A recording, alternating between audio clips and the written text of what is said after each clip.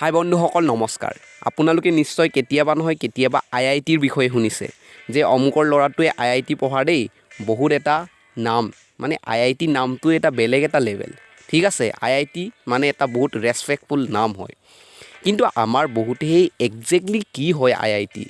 বা আমি কেনেকৈ আইআইটিত এক্স্যাক্টলি পঢ়িব পাৰো সেইবিলাক কথা ভালকে নাজানে তো গতিকে আজিৰ ভিডিওটো হেকলৈকে চাই থাকক মই সম্পূৰ্ণ ডিটেইলছত আইআইটিক বুজাবলৈ চেষ্টা কৰিম আপুনি আইআইটিত এডমিশন কেনেকৈ এডমিশন ল'ব পাৰি বা আপুনি কেনেকৈ আইআইটিত এডমিশন লৈ পঢ়িব পাৰে ঠিক আছে সেই সকলোবিলাক মই ডিটেইলছত বুজাবলৈ চেষ্টা কৰিম এতিয়া প্ৰথমে জানিলো আমি এক্স্যাক্টলি আইআইটি নো হয় কি আইআইটিৰ ফুল ফৰ্মটো হ'ল ইণ্ডিয়ান ইনষ্টিটিউট অফ টেকন'লজি ঠিক আছে আৰু আমাৰ ভাৰতবৰ্ষত এতিয়া যিমান কেইখন ইঞ্জিনিয়াৰিং কলেজ আছে সেই ইঞ্জিনিয়াৰিং কলেজবিলাকৰ ভিতৰত আটাইতকৈ নামী দামী কলেজটোৱে হৈ গ'ল মানে আটাইতকৈ লেভেল থকা কলেজটোৱে হৈ গ'ল আইআইটি কলেজবিলাক আমাৰ ভাৰতবৰ্ষত টোটেল 23খন আইআইটি কলেজ আছে ঠিক আছে সেই 23খন আইআইটি কলেজৰ যিকোনো এখনত যদি আপুনি এডমিশন এবাৰ পাই যায় তেতিয়াহ'লে আপোনাৰ লেভেলে বেলেগ হৈ গ'ল আকৌ আপোনাৰ লেভেলো কিয় নহ'ব হয়নে নহয় ভাবকচোন আমাৰ ভাৰতৰ আটাইতকৈ নামী দামী ইঞ্জিনিয়াৰিং কলেজত এডমিশন পাইছে য'ত নেকি এডমিশন পাবৰ কাৰণে লাখ লাখ কোটি কোটি ষ্টুডেণ্টে এপ্লাই কৰে আৰু কিমান কম্পিটিশ্যন হয় আপুনিতো এনেইতো এডমিশন তাত নাপায় আপুনি কিমান দিন ৰাতি নোহোৱাকৈ কষ্ট কৰিছে পঢ়িছে তাৰ ফলটো আপুনি পাবই হয়নে নহয় তো লেভেলটো হ'বই বা আপুনিতো ৰেসপেক্ট পোৱাটো যোগ্য আৰু আপোনাক কৈ দিওঁ যে আমাৰ ভাৰতবৰ্ষত যিমান কেইখন গভৰ্ণমেণ্ট স্কুল আছে কলেজ আছে মানে গভৰ্ণমেণ্ট যিমান যি আছে সেই সকলোবিলাকক গভৰ্ণমেণ্টেতো পইচা প্ৰভাইড কৰে ফাণ্ড দিয়ে হয়নে নহয় তো আটাইতকৈ বেছি এই আইআইটিয়ানবিলাকক দিয়া হয় মানে আইআইটি কলেজবিলাকত দিয়া হয় য'ত নেকি সেইকাৰণে সিহঁতৰ সকলোতকৈ ফেচিলিটি ভাল হয় ইনফ্ৰাষ্ট্ৰাকচাৰৰ পৰা আৰম্ভ কৰি সকলো ফেচিলিটি ভাল হয় আৰু যদি কোনোবাই এই আইআইটিবিলাকত এবাৰ সোমাই যায় তেতিয়াহ'লে আপোনাৰ সকলোবিলাক সা সুবিধা গভৰ্ণমেণ্টে মেনেজ কৰিব আৰু যদি সেইটো কমপ্লিট কৰাৰ পিছত ওলাই আহে মানে 4 বছৰৰ পাছত আপুনি আইআইটিৰ পৰা পঢ়ি কমপ্লিট কৰাৰ পিছত ওলাই আহে তেতিয়াহ'লে আপুনি যদি খালী হাতে সোমাইছিল তাৰ পাছত আপুনি হৈ যাব এজন লাখপতি বা কৰৰপতি কিয়নো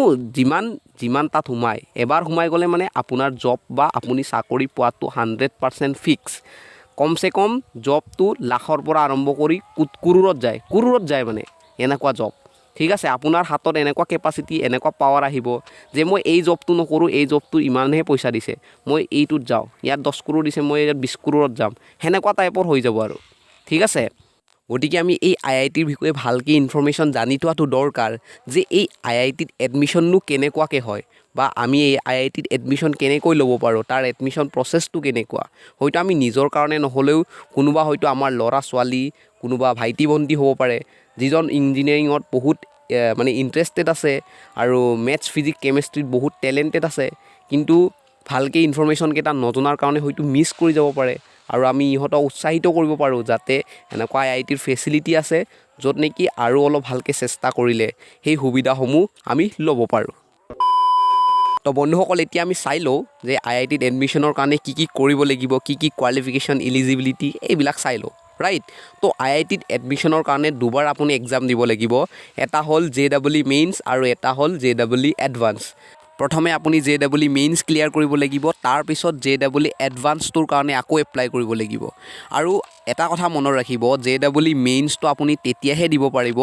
যদিহে আপুনি আপোনাৰ হাই ছেকেণ্ডাৰীটো ছায়েন্সত কৰিছে কিন্তু ছায়েন্সত ফিজিক্স কেমেষ্ট্ৰি আৰু মেথছ এই তিনিটা ছাবজেক্ট আপোনাৰ থাকিব লাগিব মানে কি হয় ছায়েন্সত পঢ়িলেও বেলেগ ছাবজেক্টো ল'ব পাৰোঁ গতিকে মই আগতীয়াকৈ কৈ দিছোঁ যে ছায়েন্সত আপুনি পঢ়িলেই নহ'ব ছায়েন্সত ফিজিক্স কেমেষ্ট্ৰি আৰু মেথছ এই তিনিটা ছাবজেক্ট আপোনাৰ মেইন ছাবজেক্ট থাকিবই লাগিব নহ'লে আপুনি JEE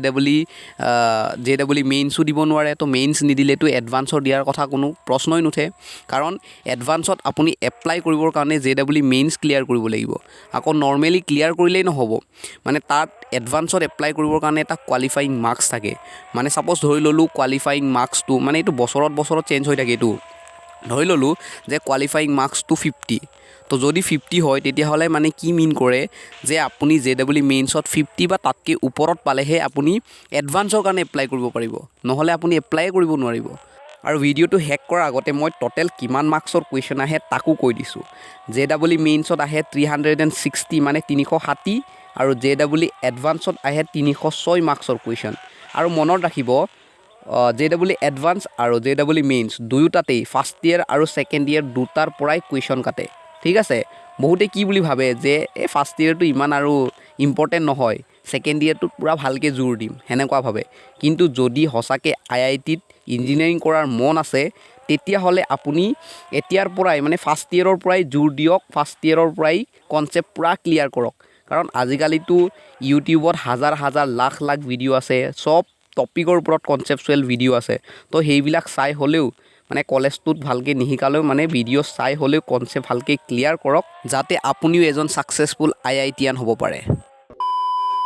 বন্ধুসকল এয়াই আছিল IITৰ ওপৰত ডিটেইলছ কথাবোৰ যদি আপুনি এই ভিডিঅ'টো চাই IITৰ বিষয়ে ভালকৈ জানিলে